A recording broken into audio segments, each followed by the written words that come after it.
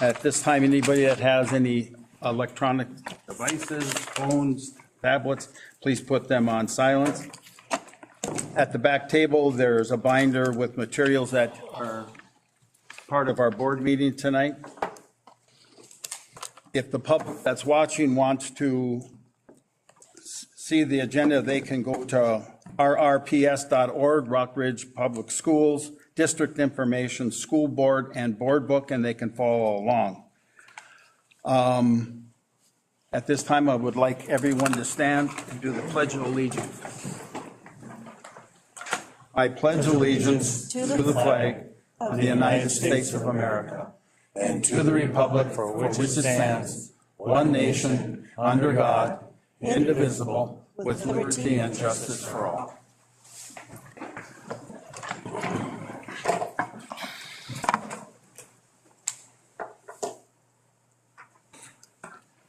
And at this time, I will do roll call. Matt Schoberg told me last week he's out of town, out of state, so he will not be here. So Matt will be missing tonight. John? Here. Randy? Here. Bill? Here. Tom? Here. Nicole? Here. Polly? Here. Stacy? Here. And I am here, so we have 8 people with 1 person absent.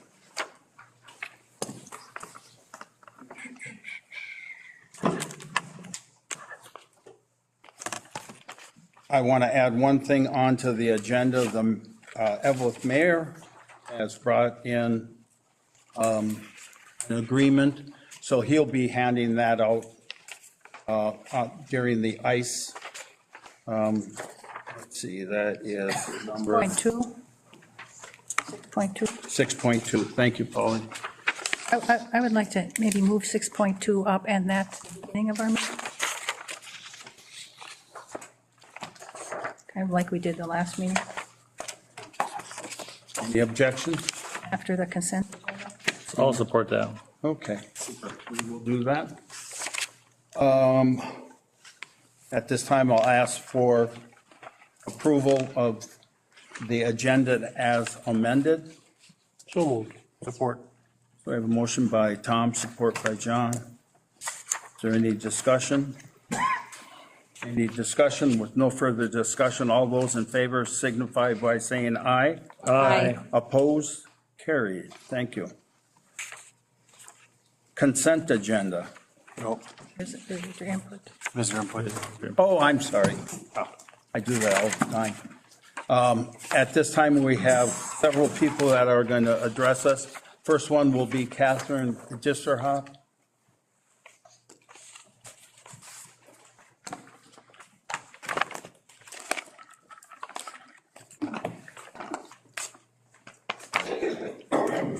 Yep, and I'll remind the speakers that they get 3 minutes, and it's for them to talk to us, and it's not a back and forth answering question period. Okay, thank you, Catherine. All right, thank you, School Board and Noel Schmidt, for letting me speak to you today. First, I would like to talk about the Virginia Facilities Use Agreement. At the last meeting, the school board stated, sorry, I'm a little nervous, fast talker. The last meeting, the school board stated they wanted a 1-year contract, and it looks like that you guys got a 3-year contract. That's not fair to the Evelyn Gilbert community. Varsity hockey should be played in both communities at equal time. This also would help instill a value of historic buildings. It should be 50-50 and not have history repeat itself like it's starting to do when Evelyn and Gilbert consolidated. Oh. I told you that you could talk about. Oh, not about that too. Okay, I thought it was both. That's okay. fine. Sorry, I'll stop. No problem. Okay. I want to talk about my purchase offer. So I kind of want to give you some background and history for those of you that don't know. So I was involved in the meetings the city of Gilbert had with the surveys, and I tried to get an example of a similar proposed project on the survey, but there wasn't room to do that because of limitations on the survey length. So that's why it wasn't presented to the community at that time. I then presented and spoke to Gilbert City Council during these meetings and at working meetings at different times. I also offered a notice of intent to work with the city of Gilbert to purchase from the school properties back in December of 2021. The city at that time was not in a position to do this. I then spent more time researching into what needed to occur. In April of 2022, I sent a PowerPoint of my proposed project to the school board, and I requested feedback. At that time, I didn't receive much feedback from the school board because I wanted to see what the school board was looking for in an offer. I asked all summer long to be on the agenda to speak about my project. This is my first opportunity to do this, so I'm very grateful for that. I informed the school board back at the end of August of my intent to have present them with a purchase offer.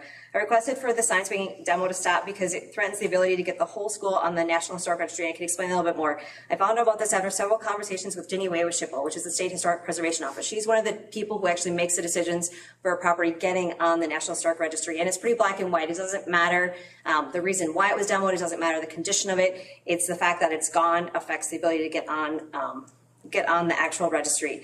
And then I also ran into issues getting a commercial realtor because of the demo politics and the property not being listed. And I will tell you, with it not being listed, it makes it more difficult for the realtor working with it. And so if you guys could put like what you want for an actual price on it and for what pieces of the property that you guys actually want, that would be very helpful, instead of like a back and forth. You know, the city of Gilbert might want this parcel, the school wants this parcel. It would be really, really helpful to know what parcels, because the school owns several parcels up there, and it's listed in my purchase offer of what you guys are actually willing to sell instead of going back and forth. It'd be nice to have that be black and white as to what you guys wanted. You'll see in my purchase offer about buying out the rest of the demo contract as a contingency, because that thick concrete bed that is left, that isn't broken up, would be very beneficial. Any materials that are there, I don't know what was removed today, but there's still those steel beams that could be used in any part to build up along that side, because there's going to have to be some kind of build up because that wall being exposed. I want to get a contractor and do a visit there to find out exactly how we can kind of do a build up a little bit out to address some of the concerns for the winter. And then, but I don't know what that price is right now, and I know it changes from day to day with the contractors, but I would like the school board to consider my offer, as this would save the school district some money. And I know, like I said, I'm not sure how much is left, but I'm willing to buy that out. I currently have an LLC, but it will be changing to a nonprofit. Just wrap it up, that's all. Thank you. Last thing, I am requesting the school board to consider mothballing the school buildings, and there's actually a list of contractors instead of just letting it be, because I know that this is going to be a lengthy process, but mothballing is a technique that'll help preserve the building in the best state as possible. And if you have any questions, like I said, I know it's kind of a lengthy packet, feel free to let me know. Thank you. Thank you. Thank you. Catherine.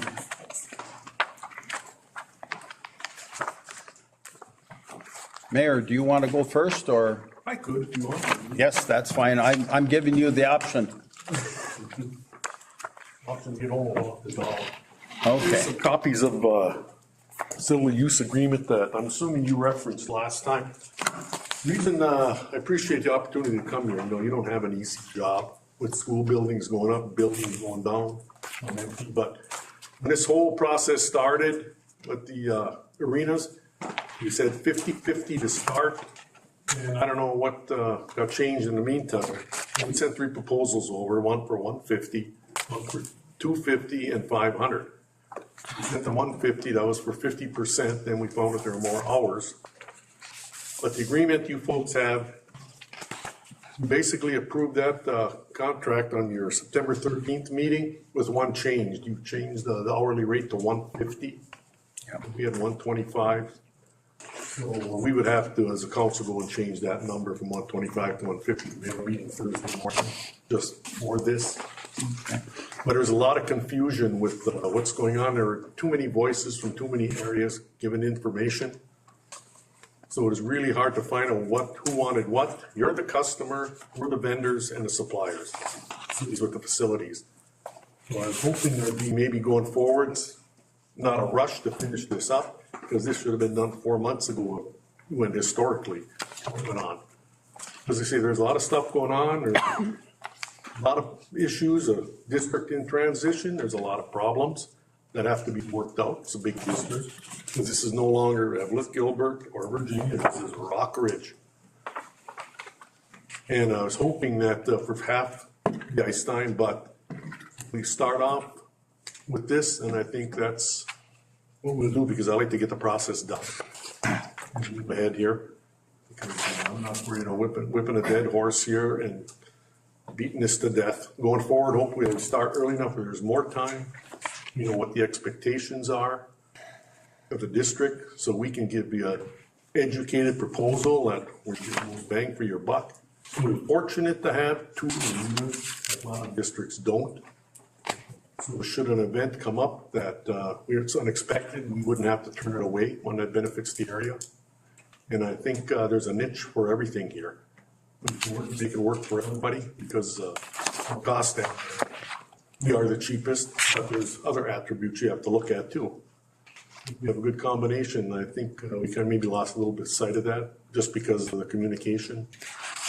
Because I like to talk to the elected officials. It's not up to me to talk to the employees of the school district or board members talking to city employees. I like to talk to the decision makers. Then what's being said, everybody knows, understanding. That's, you know, the official record. But other than that, that's kind of that's the agreement basically that you approved with a kick in the hourly rate up from 125 to 150.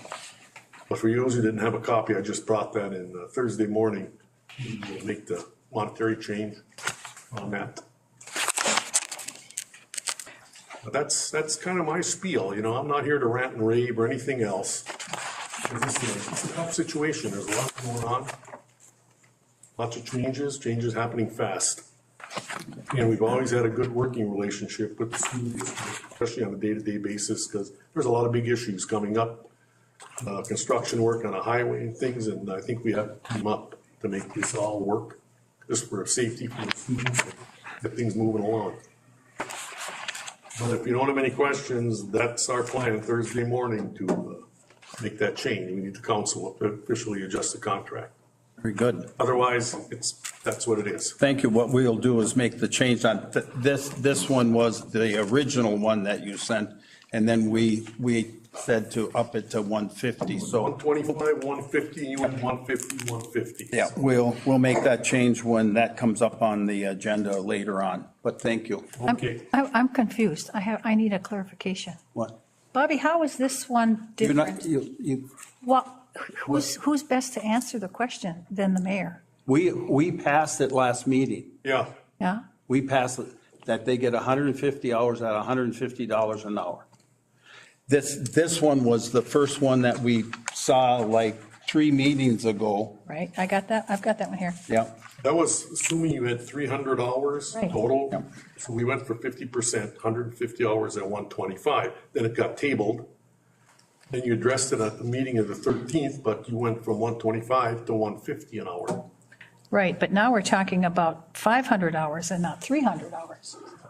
So half of 500 is 250. we- That's where I'm confused. Well, that's, we can discuss that when that comes up, Polly. yeah, because that's what. And I'll answer it, and the mayor and I have had several discussions on it. Yeah, we were talking. Evelyn had so many hours, but they were also sharing with Masabi East.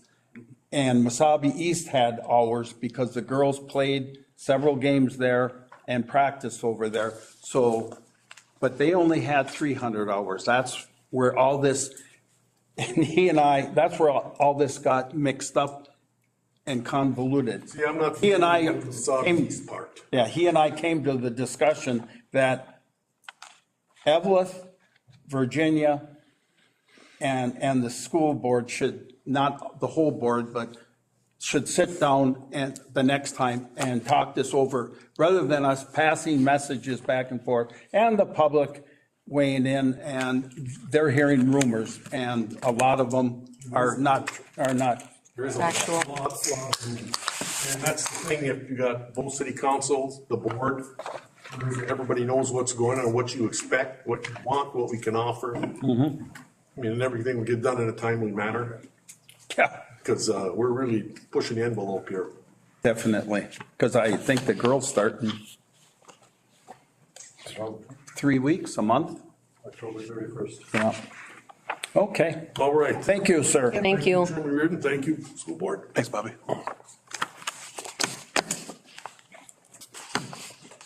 Frank, Here we are again. Last meeting, I told you all that the city of Evelyn bid for 150 hours because they were told to bid half of last year's contract. And as the mayor just told you, that's what they did. No one told them there was $500 up for grabs. They told them to bid half of last year's contract. So the communication problem that has got all this going and keeps building, and we had this conversation when you kicked me out of the last meeting. If you're gonna ask the city for hours, tell them how many hours you're getting. You got 300 from them, 150 from Virginia, 50 from Hoyt Lakes. When you send them a proposal, tell them what the total is next time. This is supposed to be fiercely united, right? Evelyn, Gilbert, Virginia, one group. God forbid you guys try to pass a levy, a funding referendum in the near future. Because if you pull hockey out of Evelyn, you're not going to pass anything. Because this, I don't care what happens this year because of the time crunch that we're in, but if this goes as the way Virginia's proposing it to go, 500 hours next year, and going forward 100% in Virginia, you're going to lose every voter in Evelyn. And you also get to explain to all these people who are paying these taxes why they're at $150 an hour and that one's at $207, which magically in all their proposals goes down to $185 next year. If you do all the math and look at the numbers, you guys, I've heard at the committee meeting, you spent $95,000 last year on hockey. Evelyn's rate was known. Virginia's rate added into it comes up to $94,000. Right underneath that number. Then next year, if they get all the hockey, it's still underneath that 95,000, but they're able to drop the rate by $20 an hour next year. So they're playing you because they know what your budget is. They know what you've spent in the past. And don't do this to the people of Evelyn. Don't do this to the taxpayers here who are paying for this. Next, when you do this next year, send a letter that says half of 500. So the city knows what they're bidding on. Because when I went to the city council meeting, they didn't know there was 500 until you sent them an offer and told them to offer for 250 or 500. They were under the assumption that half of last year's contract was 150 hours. So the fault lies here. What you told them and what the city of Virginia heard were two different things. That's why they're at a disadvantage to bidding on this contract and why you're giving them 150 hours, because you think that's what they want. Only that's all they wanted. They wanted 50%. It's not their fault. It lies right here. It lies at your feet. Thank you, sir. Thank you. Okay.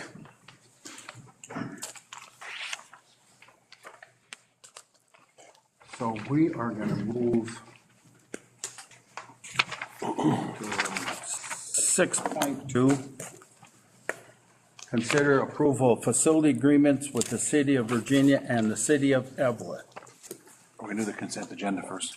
Oh, after the consent agenda. Gosh, thank you. Okay. We have a motion to approve the consent agenda as presented. Support.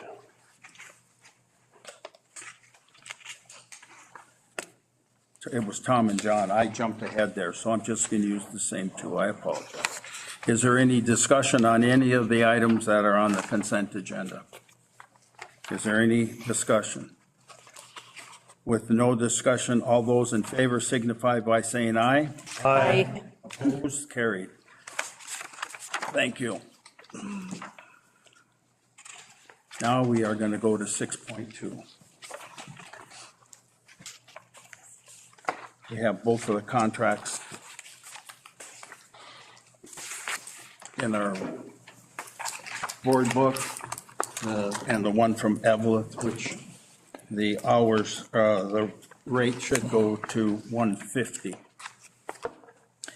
I move that we go 50% at each facility, which would be 250 hours for Evelyn, the city of Evelyn, and 250 for city of Virginia. Because of all the confusion, I'm just going to preface this, if there's a second to that. We already sent them, passed it last meeting, for Evelyn to bid 150 at $150. So Polly's made a motion to, Well, first I'll move that we rescind that vote, and we have every right to do that, and then offer a second one. is there a second to Polly's rescind motion? Is there a second to Polly's rescind motion? Without a second, motion dies. Is there a motion to accept the agreements that we have in front of us? So moved. I support.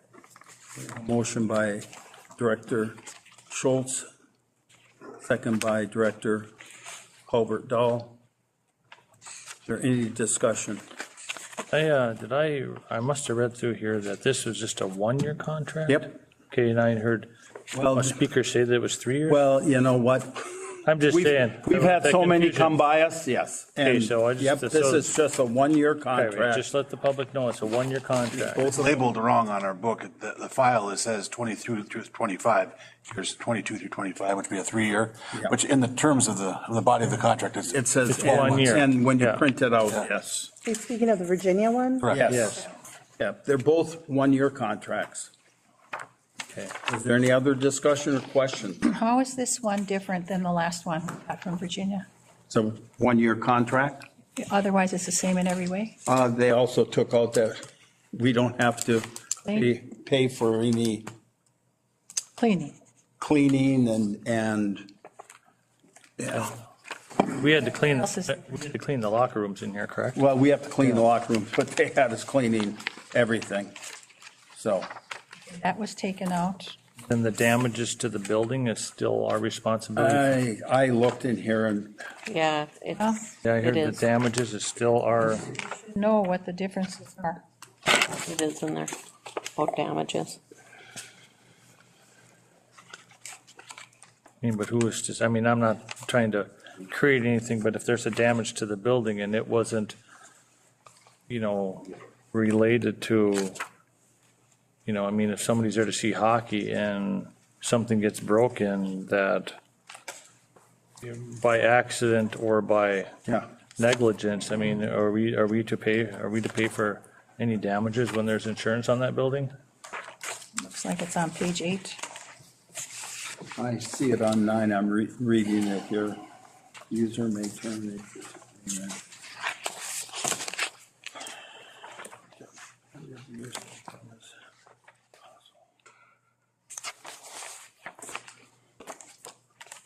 I would assume that if they bill us for damage and we disagree with it, then the lawyers would Yeah. figure out what damage is. It doesn't say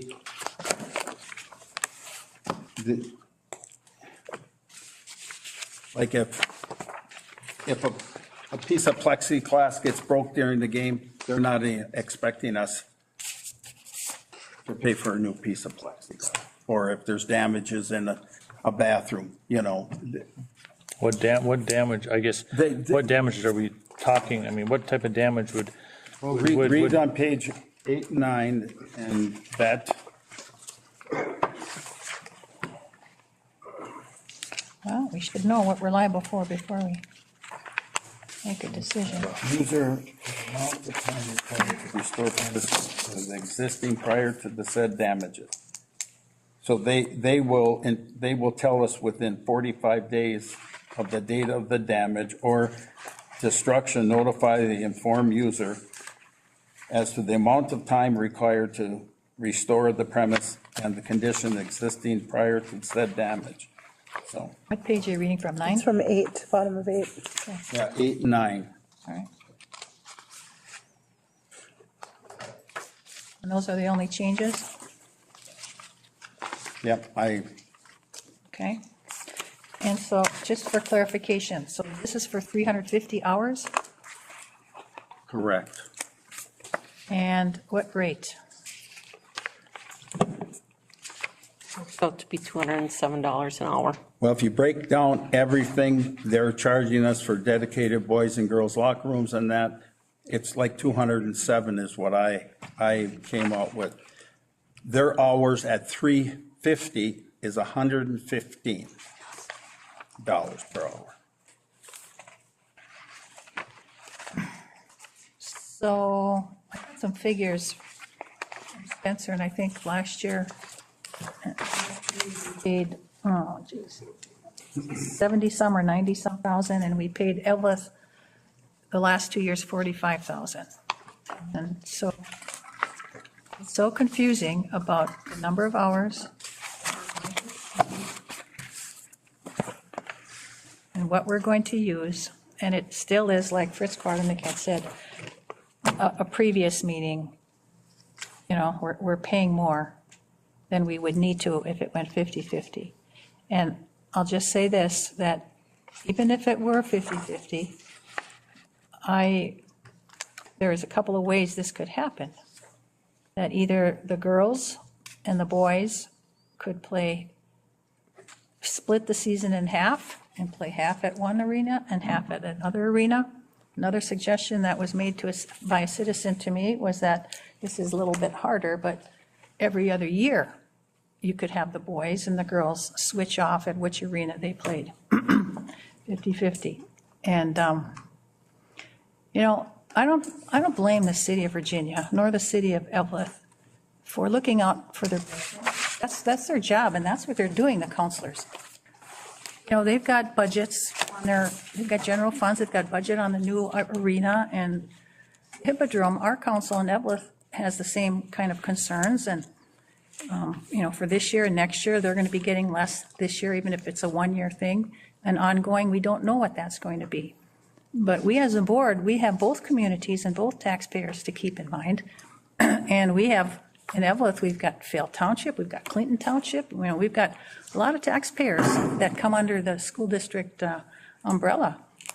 And Including the youth. yeah, including the youth. And it's, you know, okay, that. And that's one reason that's one reason we want to get this done. And it's already overdue, is because the youth want to start scheduling their time, and they can't at this point. Yeah, and I know, and the youth is a part of my concern too. I do agree, I think just about anybody agrees that it's really hard to practice in one place and have a game the same week or whatever in the next place. There are ways around it, just like I had suggested, you know, half a season, and then you switch. Then your games and your practices are in the same building. I'm thinking of fairness here, fairness for, you know, it could work out for the kids, fairness for the communities, the councils, and the taxpayers. That's also a concern of ours.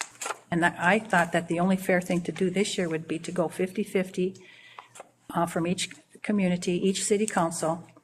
And if we need 500 hours, we go 250. And the big confusion about the 300 and the 500 hours, you know, a lot of it has to do with like getting two different proposals at the table today. Different ones in our packet. Now we come to the table and we get this information last minute. Well, you know how I feel, and I know how the vote's going to go, but thanks for the opportunity to say what I thought. Thank you. I just like to clarify. So what I meant by youth is, for one, there was some misconception out there that this involved the youth hockey as well, which would be like bantams and younger, and that's not the case. We're discussing here varsity and JV. So just to clarify that. And when I said youth, you had mentioned, you know, that we have a responsibility to taxpayers, but we also have a responsibility to the youth as well. And I would echo that, Brandy. I at first believed that it was important to consider the fairness of communities, but after having heard from parents of hockey players, boys and girls, it was overwhelmingly that kids want to play in Virginia. It's the historic. You can laugh. You bet. I did not hear from anybody, because the Hippodrome is it's not in the colors of Rock Ridge. There's a new arena. That's where the kids want to play. And I think our duty as board members is to create a culture for our kids. And that's why I'm voting the way I'm voting tonight. With And I just- that, sorry, Bill. With that being said, I totally understand the history of hockey. I mean, again, I'll bring up the fact that it never changed from maroon and gold to black and gold.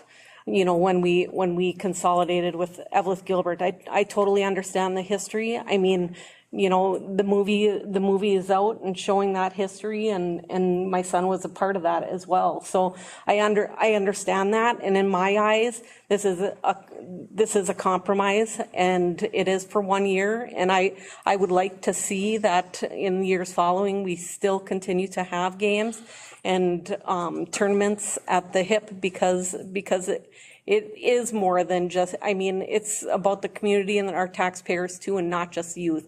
I'm always an advocate for the youth and what they, you know, what they prefer, what they want.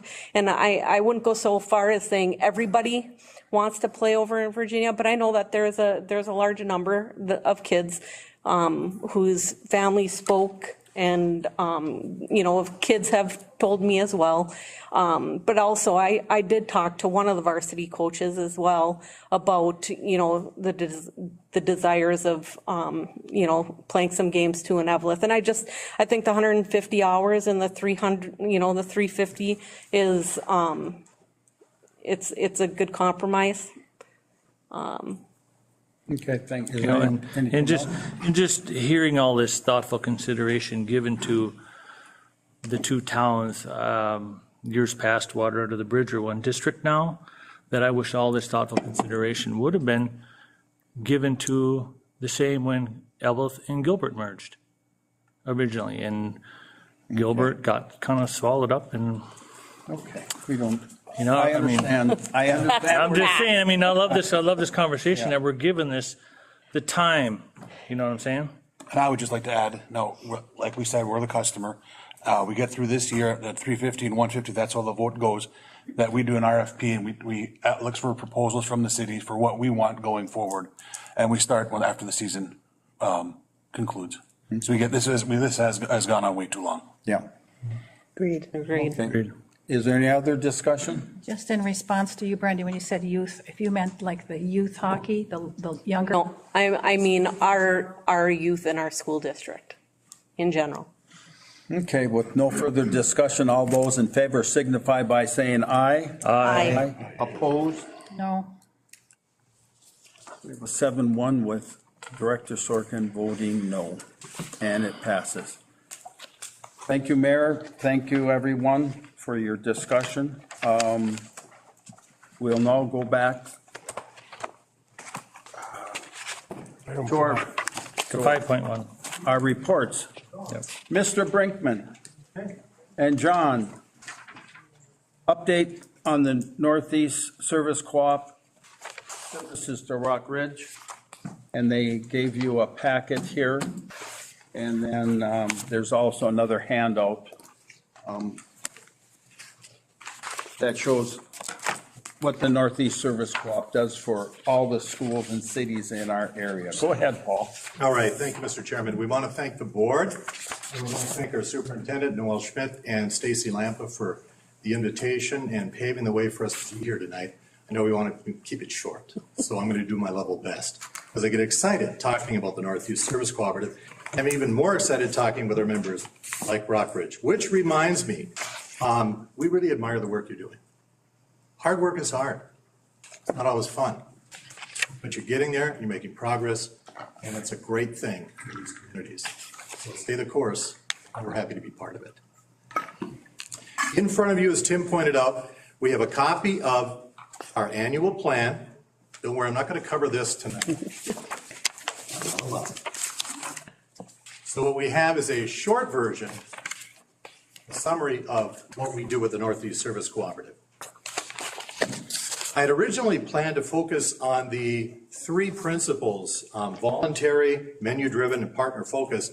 And then I realized every time we come out, people say, I don't still understand what you're all about. And we won't solve all of that tonight, but I want to make sure that at least we give it a fighting chance. So we're going to do a little history, paint the big picture first before we talk about what we're all about at NESC. By way of background, we are established in Minnesota Statute 123A21. As you can expect, as a public enterprise, we have a purpose. We outline our membership in that statute. Governing board, duties and powers, advisory council, educational programs and services, technical assistance, financial support, and even our ability to work under joint powers, to work collaboratively. It's all in the statute. If you're curious about us at all, and if you've always I wish I knew more about NESC, and we're not going to cover it tonight, read the statute. It's great reading. It really is elegantly composed, and it kind of describes in 4 pages what we do and how we're pulled together. The other thing I want you to understand that's embedded in that statute, we are public, but we have no taxing or levying authority. So it makes my staff nervous, but I will say we have to hustle for business. So, and that's okay. We're accountable. And we have to be adaptable and flexible. In the statute, if you read it, there's actually 23 service areas where we can provide services to you as members. And then the 24th is, if you want to put together some other partnership, go ahead. So it's essentially what you need is the business we need to be in. That's the background of the service co-op as embedded in Minnesota statute. The other thing I want to leave you with tonight, as far as our history and the big picture, is that we're a regional school board. Again, in the statute, the majority of our board has to be elected representatives from your school boards. We have no choice. It's in the statute. So we look a lot like a school board, only we're providing regional service delivery to support our members with school boards sitting at the table making the kind of decisions you make for Rockbridge. It's a beautiful and elegant model, and I really enjoy working under it. We have a long history of board leadership from Rockbridge as well.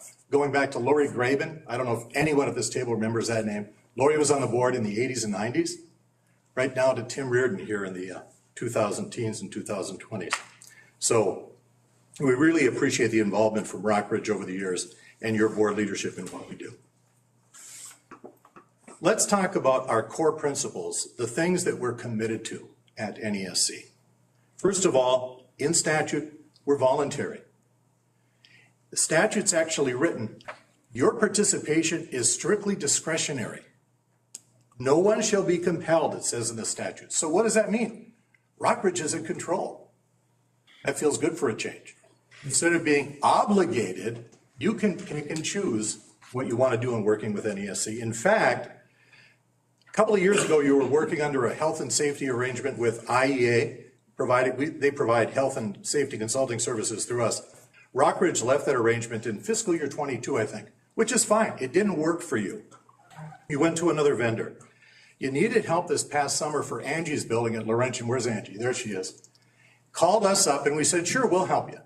Because the beauty, again, of how we're set up is we want to make sure we're serving your needs. And just because you leave one service and you've already gone out the door, we'll help you if we can in any way.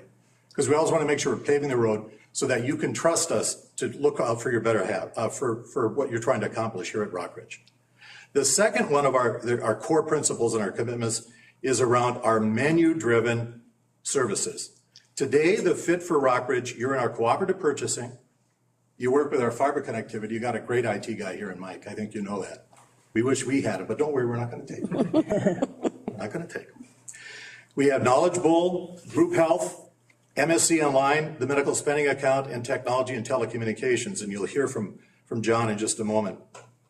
You also have options in the future if you want to come back to IEA, Dental Pool, New Vantage, Regional Center of Excellence, Spelling Bee, or Vision Plans. So there's things you don't participate in, there's things you participate in, and there's changes you might make in the future, and we're going to be there for you. You choose, you customize, no long-term obligations or commitments so that Rockbridge is in control. You can do what you need to do in the years you need to use us. The third core principle we want to talk about is the focus we have on our partnerships. We're partner focused. You know, once you decide what you need and you choose NESC, we want to work together, and that means early and often. We don't want to just pull something off the shelf and say, okay, here's what you use. We want to make sure we sit down and figure out how that's going to go. And we brought John along tonight to talk about how he and Mike and others at your school worked together here over the last 4 years to get this campus in place for your new community schools. John, why don't you talk about how that process works? Sure, yeah. So to build a little bit on that, what Paul was saying about how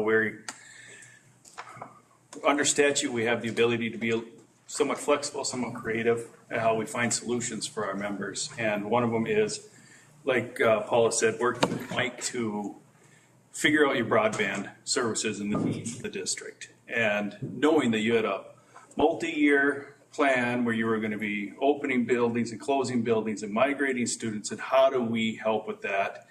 And how do we help develop a flexible design that would allow us to kind of adapt and move and change as things came across, and changes happen with your plan and maybe your timelines, and how do we maintain our flexibility that way? So we started out in, I want to say it was 2018. That's the earliest email I could find where Mike and I started talking about this. And we were involved. We were involved in the potential sites that you guys are looking at to the buildings. We're taking those sites and those different options. We were developing designs and how we would get that connectivity, and then looking at the cost estimates of what the construction would be to provide that connectivity to that end site.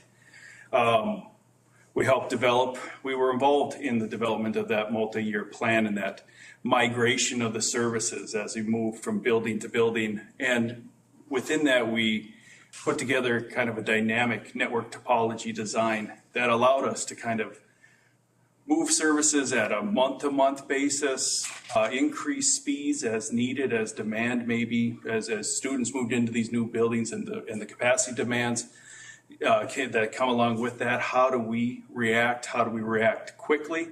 But still do that all within the regulatory obligations of USAC and E-rate to make sure that we were maximizing the amount of funding that you guys could receive through that program and still meet the deadlines within that calendar year of the E-rate program.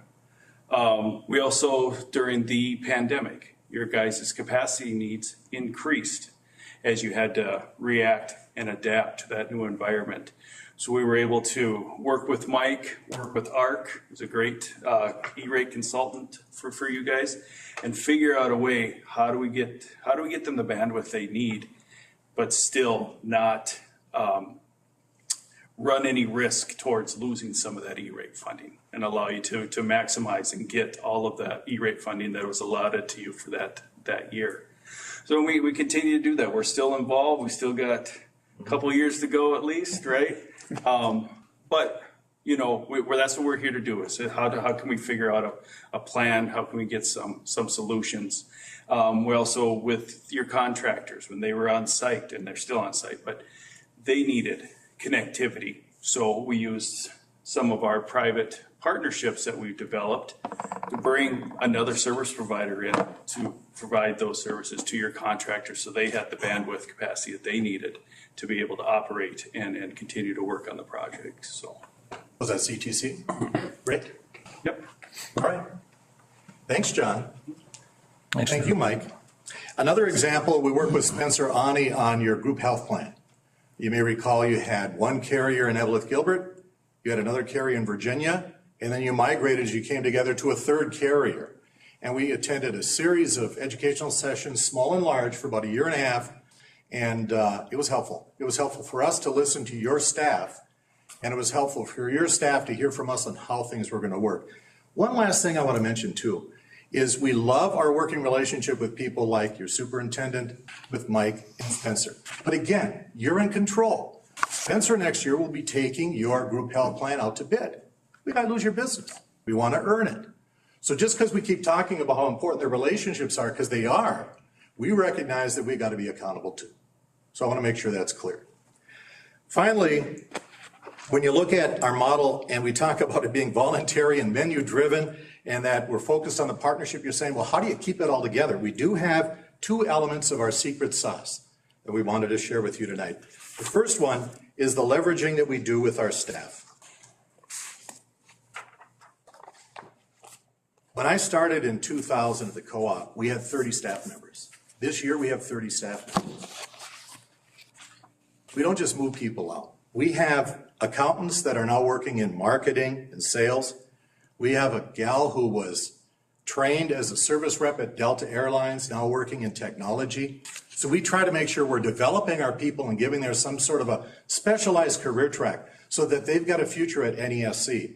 And we know that if we can invest in them and become experts in what you need at your school district, we can become a source provider.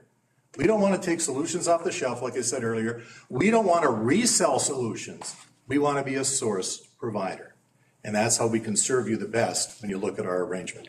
Second part of our secret sauce is what I call leveraged resources. When you take a look at our general fund budget, counting 01 and 16, our technology budget, but both general fund-like budgets, we have 35% for staffing costs. 65% go to the resources that we push out in programs and services. So that's different than most service models where you might have staffing at 70 to 80% and 20 to 25% in goods and services. So we want to make sure whenever we're doing something, we're pushing out as much as we can to our members. I'll give you one example. We recently got a relatively small grant for career and technical education. It was $182,000. Instead of hiring somebody for 2/3 of that, we hired a part-time consultant that I knew out of Proctor, retiring Superintendent John Engelking. He's working part-time for us. So we've got about $35,000 of that grant, $40,000 set aside for him and some consulting services with others.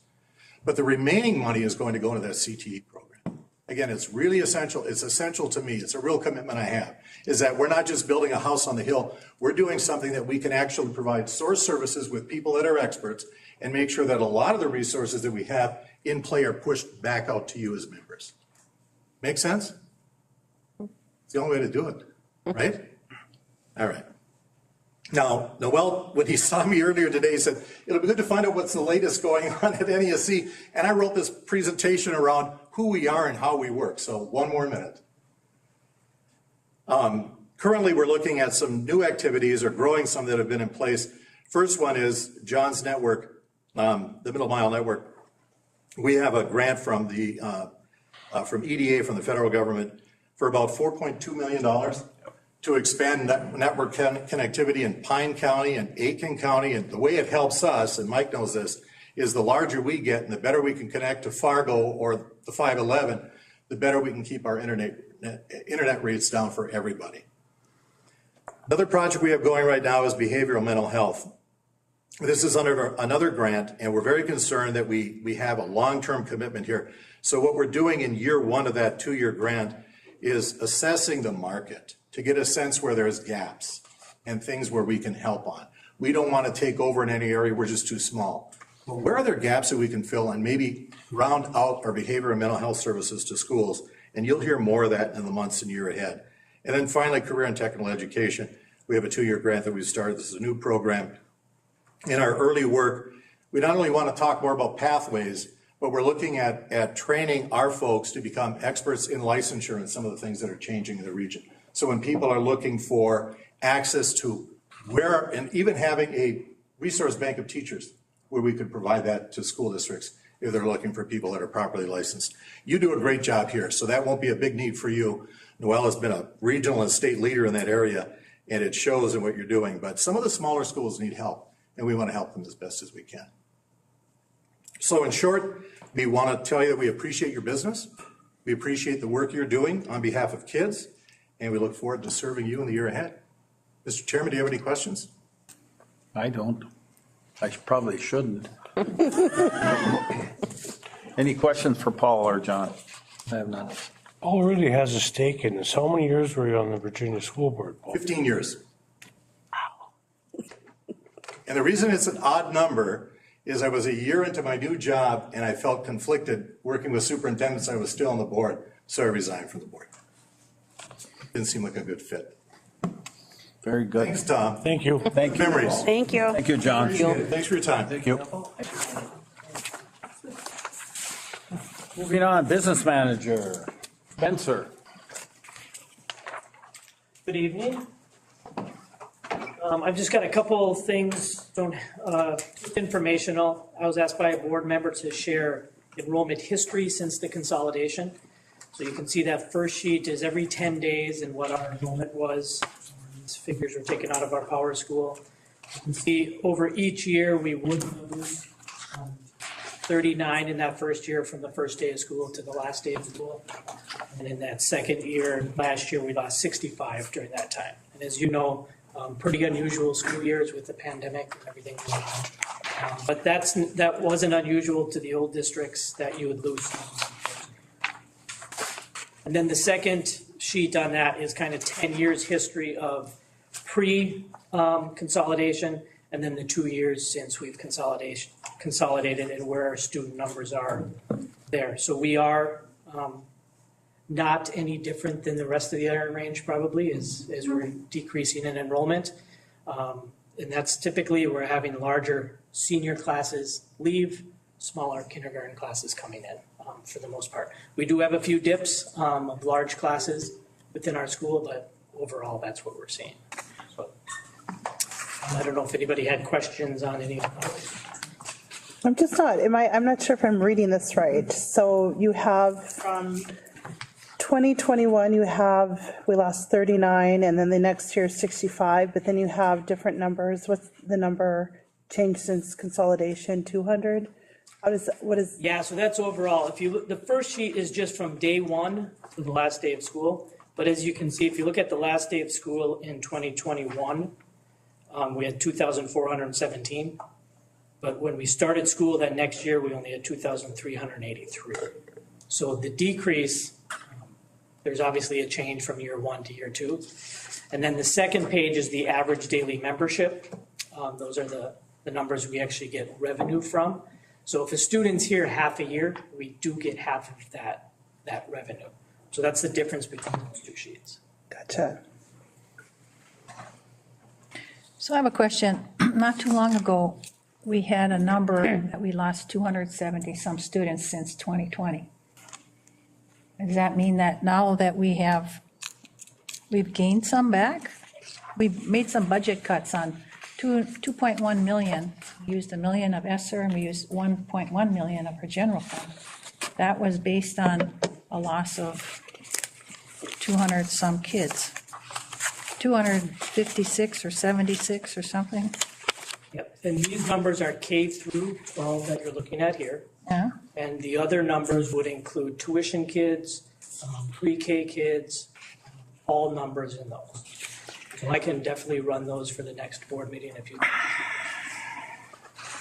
So you're saying we don't have that many, and ADMs are different than head counts under Power School. So we're not really comparing apples to apples here, and that's probably why the numbers are different. And it's from beginning of the year to the end of the year. But I think going into consolidation, we had 2,645 or 54 that we were counting on. And so since that time. That last year before consolidation, we had about 2,500 K through 12 students. Okay. And I got a little different numbers from the Department of Ed for 21-22. It says our total ADMs were 2,485. Yes, That's like not I what you said, have those here. include pre-K numbers. Okay. The numbers I'm showing you now, I was asked to show K through 12 numbers. The numbers you have there include pre-K, include tuition kids that aren't sitting in our seat, but we get revenue from. Okay. And those numbers you're looking at. So you're talking about units versus adjusted pupil units and adjusted ADMs. No, I'm just talking K through 12 students. What you're looking at is pre-K through 12, including tuition kids that are not sitting in our classroom. I understand that. So, but didn't we base those other numbers and those budget cuts on pre-K through 12? Yes. Okay, so there's a lot of. I was asked to bring K through 12 numbers, so that's why I brought K. I'm just trying to clarify because a lot of the numbers, Oh my, I'm just trying to clarify what I was asked to bring. Very good. Is there any other questions? Thank you, Spencer. Thank you, Spencer. Thank you, Spencer. And then the second piece I've got in here, last board meeting, there's questions regarding advertising and media bills. So I did just run a couple bills, a couple months worth of bills. And I looked at each ad to see what it was, what we had advertised for. So you can see those breakouts there, from help wanted ads to notice of the election coming up, other meeting announcements like school board meetings. And then we had kind of our beginning of the year curriculum ads in the newspaper, sale of our buildings. We have the ads in there for that. So that's just kind of a breakdown of was asked to bring that today. So the APG media on the top of that page must be like the Manny Shopper and the, PG is Masabi. okay, Masabi, but one must have been Manny's, and then the bottom one must be the Masabi Daily News, correct? APG is both, so there may Okay. be Manny's in there. In- Okay. All right. So this is somewhat helpful, but it's not all that helpful because these are just examples. You know, what would really be helpful is knowing in the last 2 years now, we've been through 2 audit cycles, what we actually spent and what we budgeted and what our totals are. Can I just ask, why would that be helpful? Why is that an issue? It's I think it's for only an issue budgeting. for you. It's for budgeting purposes. But I don't think anyone else has an issue with advertising budget, and I'm assuming you were the member that asked that that be brought. Well, you don't. And then you convolute the issue by trying to confuse Spencer with different definitions of different numbers. Mr. Chair, she's saying I'm convoluting things, so I think that's a little off. Well, I think everyone else knows it anyway. Mr. Chair. What? Tim. She's speaking disparagingly. Yeah, it was pretty rude. Let's get over it. That's what you were asked to bring, and I, Code of Ethics says not to speak disparagingly against any other board members. Disparaging. I'm Do you have any convoluting- other questions? Yes, I do. I do. And, you know, Matt at one meeting and John at another meeting. John, Matt's not here. We all were talking kind of the same language. We had a list of expenses in different categories at the time, which were, they weren't even total expenditures. They were budgeted amounts or amounts up to a certain point. And these numbers are real important for budgeting purposes. You know, just for an example, this is a real budgeting thing. Here's the city of Virginia going through their budget. Holly? Wait now, May this is top, no, you may not. You may Well, not I'm tell- going to. I'm just saying, this is not what we were asking. I'm sure that when we look at our budget in the next several months, if we are over in advertising, it can become a topic of discussion. This Right is now, on I the don't agenda. want to This hear is on about the the city agenda. of Virginia or anything else. I'm making. Is there any my other point. questions? It's on the agenda, and you are not affording me my comments. I've already afforded you enough time to ask Spencer questions. He's answered all he could tonight. He stated that. Is there any other questions? Other questions are, what are our total costs for the last 2 years of consolidation in these categories, in publishing, in maybe legal bills, in teachers on call? And I had asked for the top 10 expenditures in our district, and other than salaries and benefits. And I think we board members should be wanting to know what we're spending our money on when we come up short 2.1 million. And so this is somewhat. And Polly, can I somewhat, just but- say one thing, and I'm not being mean or disparaging? Those questions should have been asked when we had the budget in front of us and passed it. But it hasn't been a problem until recently, when we had some recently high advertising bills, and we have now found out the answer for it. And the 12. in addition, I mean, we've asked that that we increase our advertisement of what we're doing in our district to encourage enrollment. So that we as a board have asked for an increase in that. We've asked for an increase in putting out, Public relations. well, even for the sale of our school buildings. We've asked to advertise in the cities. We've asked to advertise here and there. So we're asking for these things, Polly. I mean, and again, Spencer, I appreciate the fact that you brought this information forward, but I do not want to waste your time in putting together all kinds of busy work. You've got other things that you need to be doing. So I appreciate the job you do. Brandy, that's your opinion that it's busy work. Thank you, Spencer. I think we need like $12,000 for just last month. We are going to move on now to. And $232,000 in Polly, consulting please, fees? stop. Yeah, well. Thank you. I think- Laurentian Elementary Can I- Principal can I say Angie. Something I haven't spoken No. yet, please. I didn't get a chance to. Oh, well, I asked if there was any more. Well, I questions. couldn't Go get a ahead. word Go ahead, in because Nicole. everyone's yelling at each other. Go ahead, Nicole. I do think that it's important. I agree, I like what Spencer put here. I understand that, but asking for clarification, I mean, that's our job, right? That's what we're trying to do. And I get it that we've asked for more money for different things, but I think Polly's just asking for a little clarification. And I don't think there's anything wrong with it if we want full disclosure on what we're doing and how we can save money. That's all. There's no, And thank you, Spencer. I do appreciate what you've done. there's nothing wrong. We were all present when we passed our budget. We could have asked questions then. We could have stifled some spending in other areas if we so choose, but we didn't. And then we had our working session at 5 o'clock before one of the meetings, and one of the objectives we gave to the administration was do more PR, put more things out about what we're doing here. That costs money, and that isn't even reflected in the bills that we're now discussing. So thank you, though, Nicole. Back to that discussion, and I did ask those questions, and they were ignored, or I was cut off. Very during the good. Budget session. Come on up, Ange. Thanks, Spence. Laurentian Elementary principal, and almost her first month done. Almost. Yes, and I'm excited to be here to talk about the Laurentian Elementary. It's been exciting to open a new building. It's been extremely busy to open a new building. You can't imagine all the decisions that have to be made, because now we have new procedures for how are we entering the building, how are we doing lunch, we've got new spaces that we have to utilize, and just figuring everything out, the end of the school day. It's just a lot of things that need to be decided and discussed, and we are just taking the attitude that we're going to be doing continuous improvement. We had a plan, and we're going to fix all the bugs in it and make it smoother and better as we move forward. One of the glitches that came to me this year was our first rain day. Our first rain day when we were at Franklin, or a snow day, we had 3 gyms to use.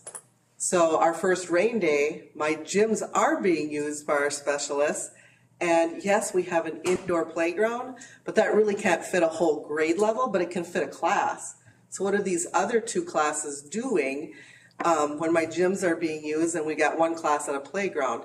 And so I'm finding myself in need of board games, because we can have kids play board games in the community room, or for the little ones like first or kindergarten, coloring activities, or just different activities that they could do, and board games. So if you have any spare board games or anything that you want to donate that are anywhere from pre-K all the way up to 6th grade, that would be greatly appreciated. I know when I get some funds available, I will be purchasing some for when we have indoor recess, because that's kind of been a challenge for us.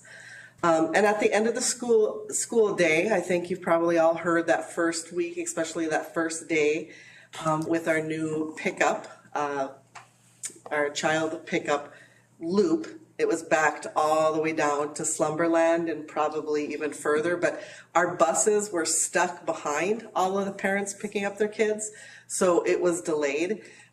So the next day, Bob Voss, our transportation director, said, bus drivers, you got to be there a little earlier. You got to get there before the parents are there. So then it's been better. We've been averaging getting out everybody with the parent pickup, the student pickup, and the bus is gone by between 3 o'clock and 3:05. So it's been working out. Many of the parents that have the younger kids who want to actually park and get out and walk and meet their kids because they're younger, we only have 10 parking spots in the loop. So many of them, we've been telling them, if you want to park, you can't park in that loop because it just clogs everybody up. So we've been telling them, just go in the staff parking lot, park there in the staff parking lot, and then come across, get your kid, and then walk back. So the more people that are doing that, that's been freeing up that parent pickup loop. So it's getting a little bit smoother. And then last week we had to add our preschool. So now there's 60 more kids. Now, not all 60 kids' parents are going to pick them up, but we were really concerned about last week and how it was gonna go, but it went smoothly. So that has gone well. I also wanted to let you guys know that Laurentian Elementary has been used for many trainings. I don't know if you knew, but in the summertime, we had our PBL training there. It was a great venue for it. It's got a big screen in that cafeteria in the heart space, a good speaker sound system. So we had our PBL training, our SMART training there in the summer. We had, Spencer had basketball camps that are using our gym in that facility. This fall, Chad Hazelton has had a volleyball tournament there. We had an 8th grade volleyball tournament. We have our 6th grade volleyball girls starting to practice there using the gym.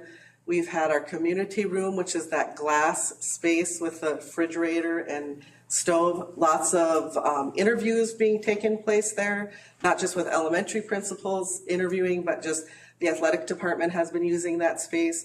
We've had Check and Connect using that space for training. Alicia Schrader loves to have training in our building just because of the facilities. And so she's had the Meteor training there. So it's been used for all types of different purposes, which has been really nice. It really does belong to the community, and we want people to make use of our space. So it's been exciting. The other thing I wanted to talk a little bit about is just this week, our 5th graders are doing the Starbase experience in Duluth. So they get on the bus at 8:30 and they come back at 2:30, and they're there for like 5 hours of intense instruction, all dealing with math and science standards. And the mission of Starbase is actually to entice more young people to go into those STEM fields, the science, technology, engineering, and math fields. The whole theme this whole week for our 5th graders is that they are trying to plan a successful mission trip to Mars. So every day they work in teams and they look at different aspects. They have stations set up that they rotate through, and they have to find out how to travel to Mars, how to survive on Mars, how to navigate the rocky terrain, were just some of the few activities that they've had to do so far. But I'm looking forward to sitting down with some 5th graders next week to find out how that experience went for everybody. So that's all I have. Do you have any Fantastic. Where are they doing that? They do it at the guard base, the National Guard base. Cool. Yeah. Very cool. So it's high security. I mean, there are a lot of emails that came to us about getting cleared and background checks, and they won't let us do background checks. They have to do the background checks, and it's really a tight run ship, but they have to do. They're on a military base. What a great experience for the kids. Yes, yeah. So, and like I said, I've not experienced, I know it, but I know Mr. Grippenschlag last year was talking about it and how it was just a great experience. I'm kind of excited to see what the kids have to say about it. Very cool. I have a question just on the functionality of the school. You mentioned a little bit of it, but are you having any issues with noise level? Or I've gotten some emails, complaints about that. Are you seeing that? The noise is a problem? From the gym per se, or the common area? I've heard that teachers are going home with headaches, or is that? Oh, I haven't heard that. Okay, I'm just curious, yeah. I would say, that heart space, when you have all of the kids in there, because we have to do grade levels at a time in there. So like when you have 3rd grade and there's 88 kids in that cafeteria, and if it's an inside day, it can probably get a little bit loud because we're all right there and we can't use the gym because it's being used by our specialists for a different grade level. So it might get a little bit louder, but those baffles in the ceilings really do help with the sound, I have to admit. So you're not seeing it as an issue at all, or? No, I haven't heard it from any staff. I have one other question, just because, we're going to be building another new school, elementary. So what about the glass windows? Just because as a mom, that was always kind of my concern for being distracted for kids. I know that even myself, people leave and I'm looking, and I'm just wondering if that has been a factor at all, or if that's working okay? Well, I think it's working okay. I haven't heard any huge issues. When we were touring schools, that was a concern, because when we would look at the newer buildings, they did have all glass. And one school that had been in operation for a few years, you could walk by, the kids didn't even notice you. The one school that we went to that was like brand new, and so like we were like just the third tour of the year, kids were like waving to us because it's new to them. But so I think the kids will just get accustomed to it, and it's not a big deal after a while. Okay, thank you. I just was curious, yeah. Thank you. And it looks like making good progress on the outdoor playground? Yes, yeah. I was looking at the pre-K playground because I park in the back there. And so when I went to a meeting at North Star today and I came back, I mean, they had some more equipment up in the preschool side. I didn't get a chance to look over on the other side, but yep, they're making progress. I'm hoping by October 1st here we'll have it up and running. Yeah. Thank you. Thank you. Angie. Thank you. Thank you, Brandy. Brandy's leaving her daughter's playing volleyball tonight. Just let the record reflect that she left at one Yeah. time. Superintendent's report. 5.4. Thank you, members of the school board. Let me go into another topic that I know has an emotion attached to it. And I'm certainly hoping that with all the interest we've had about the hockey, the buildings, I am certainly hoping that that spills over when we talk about curriculum, when we talk about the reading curriculum, when we talk about the science curriculum. I certainly hope we get that same level of intensity and interest when we're talking about the education of our students. Related to that, update on the Gilbert facility. We have been advertising the Gilbert and the Evelyn facility for some time. We put ads in various places. So here's where we are.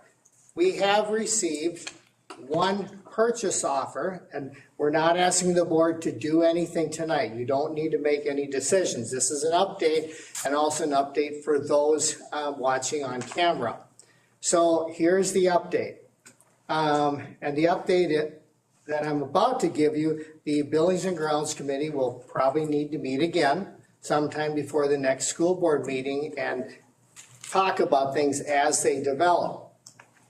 The first thing that everyone needs to understand on this is that this is a slow process. So even though you might hear something about some possibility, some option, no matter what happens, this is going to take a while to work out, because whatever happens with the Gilbert building, the city of Gilbert is going to have to be involved in some way, not necessarily with us, but with the developer, whoever is looking to take a look at the building. So I'm going to talk about two things. One is the one that was information that was handed to you out tonight. We have received a purchase offer for the building, the Gilbert location, all of the facilities there. The offer, we got it this morning. This is the fourth version of this offer that we have received. Each offer has been fairly similar, but the date has changed as far as when the closing date, when they're expecting us to reply to that. So this is the fourth offer. The one you just have in your hands came in late this afternoon. Stacy quickly ran it off here. I think we got it at 4:30 this afternoon. We have not had time to look at the last offer that just came through. There's some extra pages attached with it. We have not had an opportunity to send those pages to our attorney. We will, but the gist of it is, this is an offer to buy the Gilbert campus. I believe all of the facilities are included in this offer for $1. The pertinent, relevant parts of this one, and you've seen other offers when we're talking about the Evelyn campus. This individual is willing to give you earnest money and $10,000. The offer for the site is $1.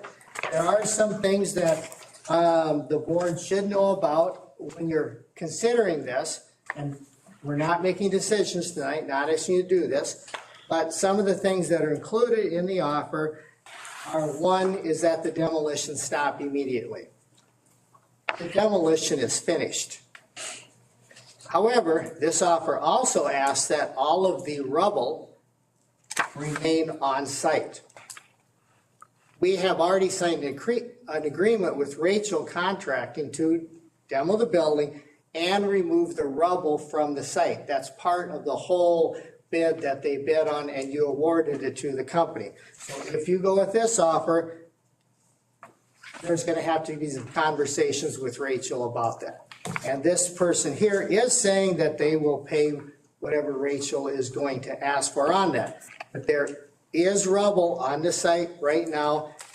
And again, one of the early drafts, I had shown it to our attorney, and one of the first questions they had was, you're going to leave a pile of rubble there?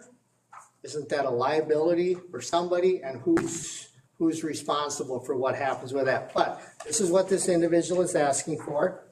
This offer here you have expires on October 10th at 11:59. This individual is asking that all the artwork remain in the building. That's not really a surprise. Anybody making the offer is probably going to ask that the artwork remain in the building. In addition to that, they're asking you to do a soil test to make sure there's nothing in the soil anywhere. In addition to that, this individual is asking that the utilities remain connected. You have already told us what you want to do to disconnect the water and drain it. The water is still in the pipes. We haven't drained it yet. But you've told us what you're going to do, and that is what we are going to do, unless the board tells us differently. But this individual is asking that that not happen. The individual is also asking for that the buildings need to be on the listed on the National Historical Registry. That is a condition of the sale. Currently, none of those buildings are in the National Historic Registry. So if you say yes, let's do it, we accept the offer. If one of the buildings does not become part of the National Historic Registry, the deal is off, even if that occurs 18, 12 months down the road. So there is a condition here that you would need to pay attention to. So at this point, I just want to let the board know about it, and you've got all the paperwork that we have received in regards. There's a plan on the one that just rolled off the printer at like 4:30 today. I have not had a opportunity to look at it. I know none of you have an opportunity to look at it, so I'm not going to talk about that right now, so you have time to look at it and digest it. And then we'll pick up that conversation, starting with the Buildings Facilities Committee. So I'm going to pause right now and say any questions about this particular offer that you received. I am looking at this on item 372. I do believe it's a recommendation of the board that we not include all the little pieces of land, such as the parking lot, the bus garage, the tennis courts, the football field, the red school part. I see they're all still listed here. So I wouldn't move forward with this until, I wouldn't even acknowledge it until that was, corrections were made for the grounds meeting we had. That also included artwork. That wasn't going with the building. Say that again. That also included artwork. We didn't agree to let that go with the building. This individual, this is what they're asking for. And what we'll do with this is we'll send it to the Buildings and Grounds and then come back to a board meeting with our recommendation. I'd just like to say that the purchase agreement is a little confusing to me as well. I mean, obviously I'm very familiar with these, but it's written oddly. As far as buyer's earnest money in the amount of $10,000, but then the purchase price is $1. So in essence, the purchase price would be $10,001, cash of 20%. So I'm just like, are they financing cash of $1 of 20%, financing of, like, it's a little confusing to me. That's all. I guess I want clarification on that. But we wanted the board to see this, have it, so in full disclosure, you received it, we're showing it to you. Okay. to take a look at. Thank you. The other one that we have received is not a purchase offer. I want to be very clear on this. And with folks who are watching this, this is not a purchase offer for any of the Gilbert buildings. It is a memorandum of understanding. This person would like to enter into an agreement for a defined period of time to see if a deal could be worked out. This is conditional on the city of Gilbert being involved in some of this happenings. And you have a copy of what this person sent me. And I have talked to a number of cities that this individual has been involved in. What you're looking at is not that unusual for someone to make an offer to talk about it and then to see if a deal could not be struck. This is not unusual at all, involving school building, cities, and then some third-party developer. The highlights of this one, again, you do not need to make a decision about it. This individual would like to acquire the facilities, not all of them. Primarily, this person is interested in the older buildings, and this individual, and I've talked several times with him just to make sure I understand what he's talking about, this individual is fairly confident that with the buildings that are standing, he could get them on the National Historic Registry. He is telling me he does not need the demolished building. He does not believe he needs that. And he wants to buy it. He wants to take the Nell Sheen part of it, the elementary. So if folks who don't know which the Nell Sheen is, if you're standing looking at the building from the street, it's on the left. It's a building on the left. That is, he would like to turn into housing, 22 units. It's a first and a second floor stacked. He is saying and anticipating that that would cost him about $270,000 per unit. I'm pointing that out because that is very different than what you have heard before from some other developers. I think you've heard other developers in other, when we're talking about the Evelyn, they were thinking they could do it for $100,000 around. This individual is saying about $270,000 per unit, expecting that to cost him. So that's with the Nell Sheen side. To the right, if you're looking at it from the street, the old junior high school, he is proposing, and he's saying that would come later. Nell Sheen Apartments would be the first priority because that's where he is thinking he might be able to make the money. Maybe there's some daycare goes in there, maybe some Head Start, maybe there's some other city use. There's an auditorium up there. Maybe that turns into a community theater. Maybe. The third part of it would be if you're standing on the street looking at the building, at the main entrance when you're going in, that whole area going straight back, which is the old gym and where the music rooms are, the tech ed rooms are, and this includes the media center, which is newer. These are all mostly newer. His proposal is to talk to the city of Gilbert and see if the city of Gilbert would be interested in moving some of their programs up there. And he is suggesting maybe the media center, maybe there's some other ones. And if you are from Gilbert listening to this, keep in mind this is just his proposal to talk about it. This is nothing that is coming from the Gilbert City Council. This is nothing the city of Gilbert has talked about. I just want to be very clear on this. This is just this individual's proposal for how he might be able to make it work. This is not coming from the city of Gilbert right now. They haven't even talked about this at any type of their city council meeting. How would he make all of this work? He is proposing, and in talking to numerous city officials who have done this before, he cannot do this without the historic tax credits. And there are two levels of it. There's some at the federal level and there's some at the state level. He wants to get both. He also, if this works, is going to approach the city of Gilbert about tax increment financing. he is going to ask for that from the city. In addition to that, there's some other grants and other things, investors that he would look forward to. And so he has worked with these before. Because people have asked me, has this guy done any of this before? Where has he done this before? All right, so I checked around, and here's what has happened with him. Now, he's worked on some other older buildings like theaters, et cetera. I ignored those. I only talked to folks who worked with him on schools, old school buildings. Here's kind of the very short version of it. He has been involved in one in York, Nebraska. And right now, he did buy the building. There was intention to do some apartments with it. For a number of different reasons, that deal collapsed.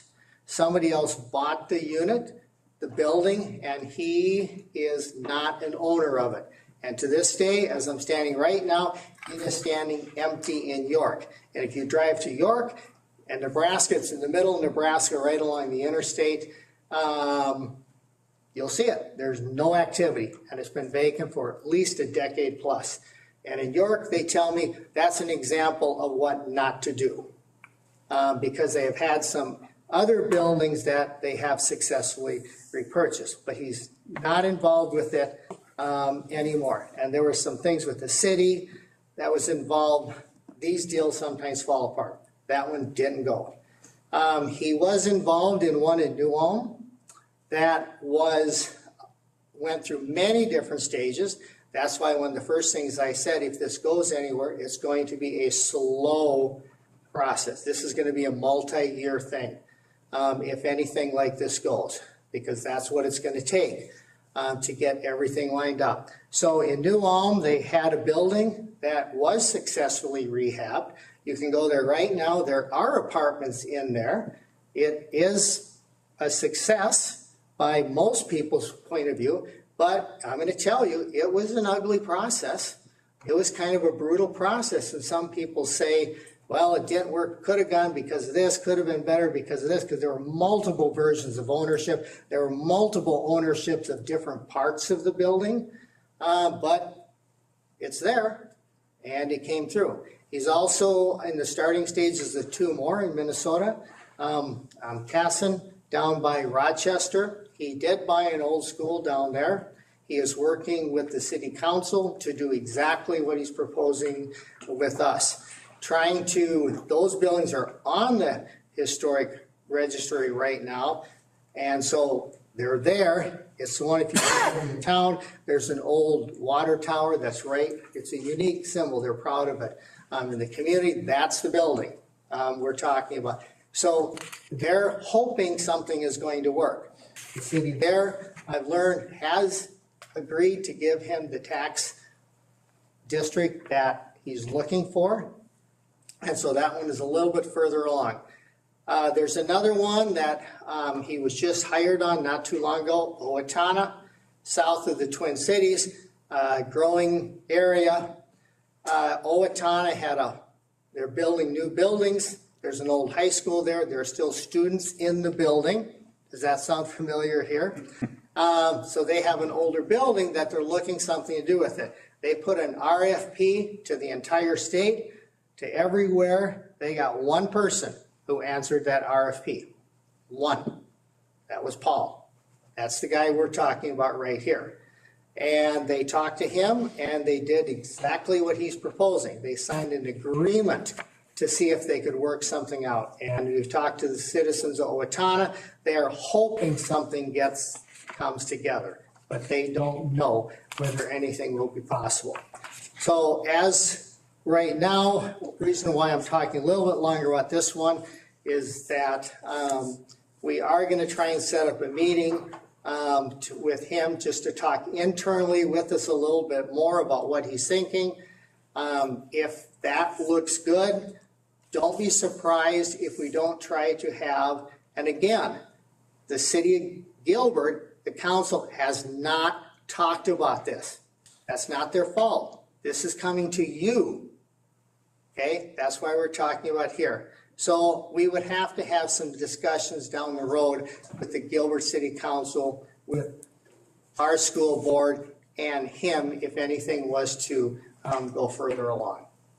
So that's kind of where we're at right now. This is just FYI, so you know, and also folks who are watching so they understand what's happening right now.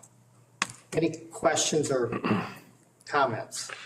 A long drawn-out process On that, ahead, probably. you're not done with it. I mean, at our buildings and grounds, you also talked about the security of the Gilbert campus. You may want to shed some light on that, what we had talked about. Security of the Gilbert campus. Now that is a little bit unrelated to this, but it is related.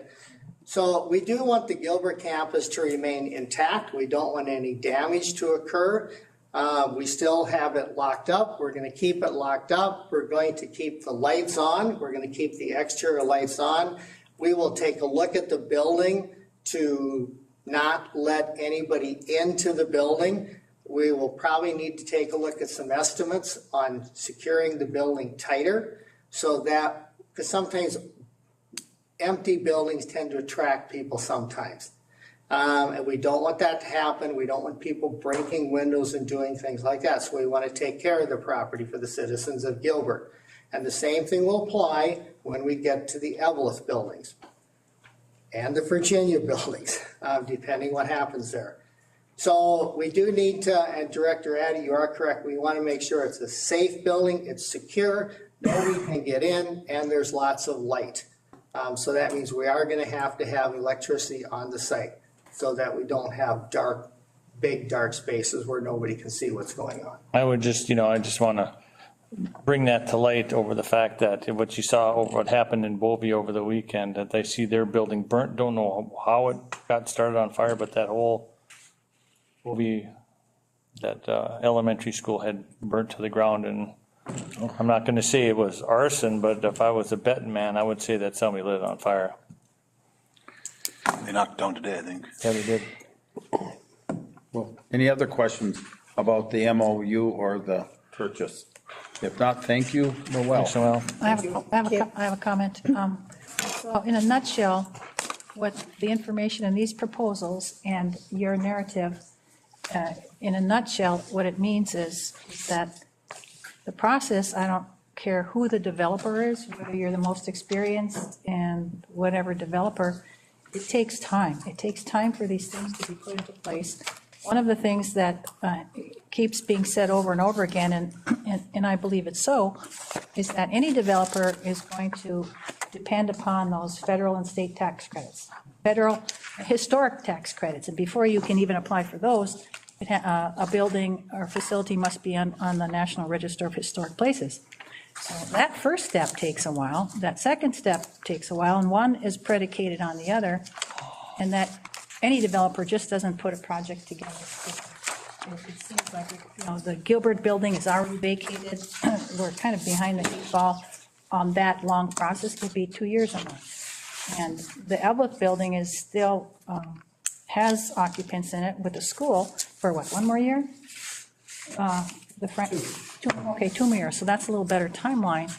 And I think we really need to be cognizant that if we're doing in good faith to sell those buildings, which would put money in our pockets or save money anyway, that we be serious and dedicated, that, we will give the due time for due diligence and to put these things together and not let ourselves be rushed. And Director Sorkin, and an additional point to that is the terrible choice you have is that keeping these buildings running and operating costs money. And the longer you keep these buildings operating, I understand this, I completely get this about going slow, but you're going to have to make some decisions because it will cost significant money to keep these buildings running. And what it could come down to is you want to keep these buildings, older buildings, running and operating in the hopes that somebody's going to buy them. And if you do, don't be surprised if I'm here back with you in the spring saying we're going to have to reduce staff. And that's part of the terrible It's going to come to that. So Director Sorkin, I don't want to mislead any of the board members on this. Nor do I, but you made a good point. You made a good point that I hope that we don't get in the same situation with the Evelyn campus, that it comes time where all of a sudden there aren't any, it's vacant and there are no students or people in those buildings. And we're in the predicament like the Gilbert School, that, well, hey, it's empty. You're not going to spend money, waste money. And I agree, waste money when you don't have to.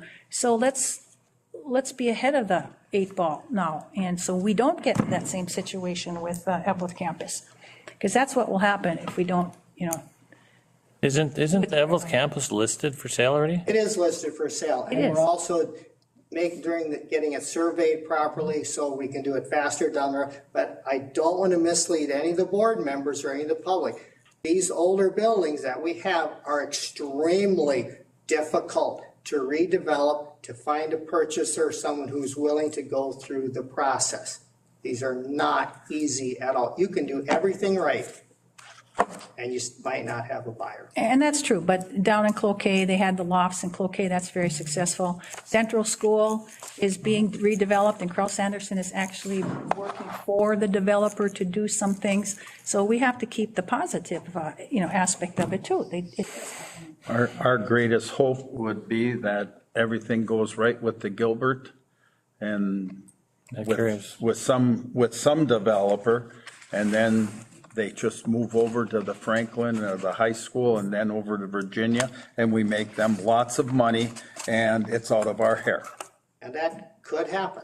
Thank you. One question. What was the timetable for Catherine? When did she want to close, or what was that, like? Of October. October. Her offer is due until October 10th, midnight, if I remember that correctly. Okay. Unless she doesn't. That wasn't a closing date, that was a response date? Our response date. Is due. So when did she want to close, or what needed to happen for that? Do you recall? Hold on to that, because I want to have our lawyer go through it, and there's some problematic things here that probably just can't happen. Okay. And as a reminder, we did, as a board, pass a resolution to post and advertise for a commercial realtor broker. But before that, Noel talked about having a package to hand over to that, and that's in process. And I just hope that goes as quickly as possible too. Very good. Thank you, Noel. Thanks, Noel. 6.1. Spencer, consider approval of primary 2022 payable 23 levy. Go ahead, sir. So tonight we're recommending approving the preliminary 22 payable 23 levy at maximum. As many of you have been on the board for years, that's what we've done every year at this time. And then in December, and I'm recommending that on December 12th at 6 o'clock before the board meeting, we hold our annual truth in taxation. And that's the night that you would approve the final levy. This is the preliminary. The reason we ask to do at maximum is in case anything happens with the state reports. As you see, I included the 39-page document from the state. Anything that happens between now and September 30th, that then we could include that if you wanted to on the final December levy certification. So that's why we ask for maximum, just to give us that. If we set it at a dollar amount today, you can't change that on the 12th. You can't go up, you could only go down. So that's why we do that. So this preliminary levy is a slight decrease from last year's overall levy, down just about $8,700, so not a lot. The total levy is just under $4.2 million. The major things that have changed on here are our debt service payments, and those were set when we did the bonds for both OPEB and our building bonds. So those payments fluctuate from year to year, just based on that payment schedule. So that was an increase. You can see there's a decrease in reemployment or unemployment insurance. And so 2 years ago, when we ran a levy, we had to guess what our unemployment was going to be. That was the first year of the pandemic. We were concerned about what our unemployment would be, so we had put dollars in there. As you know, that didn't come to fruition. The state did some things. Nothing was in our actual financials for the 2021 school year. So then they do an adjustment on this levy to cover that. So they kind of fronted us money and they're gonna take it back on this one. We also last year had a judgment levy of a large amount, 260,000, which is not on this levy, so that helps lower this year's levy. And then the rest is really calculations by the state law on portions that the district gets in aid, portion the district has in levy for our local taxpayers. So all those calculations are within that 39-page document. So I'll answer any questions you have. Otherwise, I'd ask that you approve it at maximum, and then we'll bring it back in December for the final levy at that time. I'll move that we approve it at maximum. We have a motion by Support. Director Schultz, second by Director Camaro. Is there any discussion? Spencer or Noel, between now and December, when we have the final truth and taxation meeting, I think we should have some discussions of whether we need to levy the maximum or not, because you don't always have to. And in previous years, previous school boards, they have, maybe not Virginia, but Evelyn and Gilbert did not levy the maximum, thinking that you don't just tax the most because you can. You tax the people and you might not do the max. And so I understand why you can't go back. You do the max, you can always reduce it, but you can't go up, and I understand that. But in the meantime, I think we as a board need to have discussions and go through maybe some particulars of maybe we will not have to do the max or should not do the max just because we can. That was just a statement. So Spencer, on these, are all of these levies, are some of these by taxpayer approval and others don't need taxpayer approval? Yes. On this list? Could you Yeah, so go the through that? taxpayer approved ones would be the debt service. Okay, wait, I want to mark those up. That's, Can you just note what document you're referring to, Director Sorkin? well, our packet I paper. know, but we've got a few things in our packet. I'm just asking for clarification. Just that one page, So Rock. this spreadsheet that I put together is to comparison. try to condense the 39-page document down to Right. one page. So I'm assuming that's the page you're talking about? Yeah, the one page, so The summary from Spencer. right, so the debt service is taxpayer approved, which other ones? The debt service is taxpayer, and then part of the operating referendum would be All right, now, is that operating capital or is that the very top line where it says operating operating revenue? referendum. Okay, and so the rest, the school district has the authority to levy without taxpayer approval. Correct. So the state tells us what we can do, so that's what these numbers are. This would be based on their calculations, what we can levy our taxpayers. And then you have the choice if you say, no, I don't want to levy in that section. For instance, let's say operating capital, you said, no, I don't want to levy. In this case, it's $145,000. You can say, no, thank you. We don't want that revenue. But the state then says, well, if you're not going to levy, then you also don't want the aid in that category. So we want to be very careful when we talk about this as a board, that if you say no to the levy portion of the operating capital, we're saying no to the aid portion of that as well.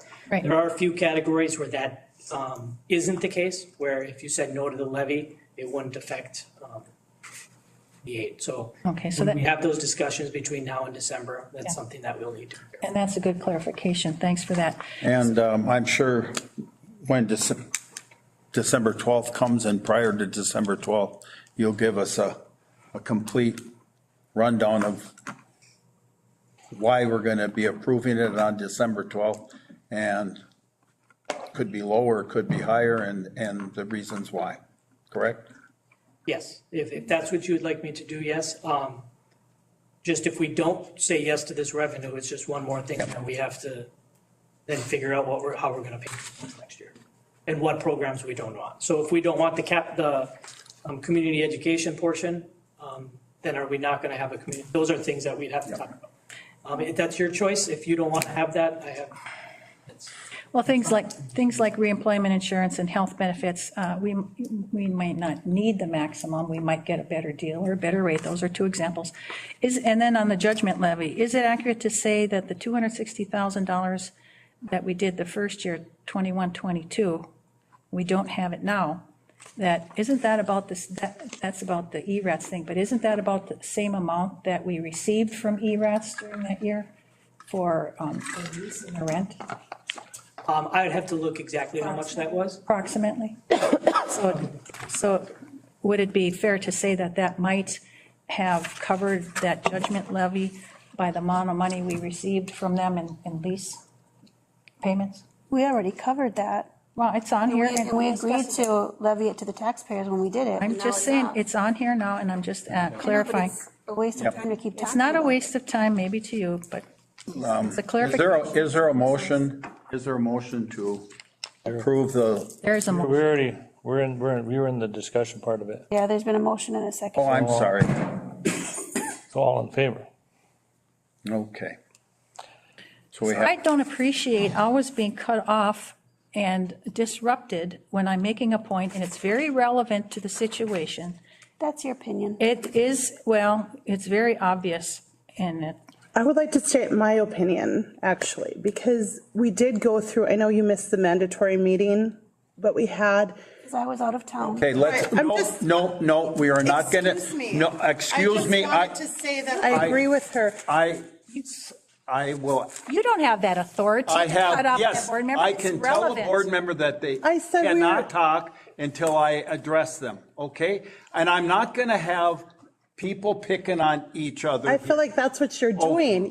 No, I'm you're telling letting you. Someone pick I'm on someone else and you're I'm- not stopping Okay, it. stop, I'm just please. saying. Thank you. You don't have the right to It's rude. censor another board member. We're supposed to A board treat each member other is with supposed to respect. wait until the chair addresses The them. chair is supposed to wait until the board member is done finishing, and you have a real good reputation. I do. Cutting. Thank you. Yes, you do.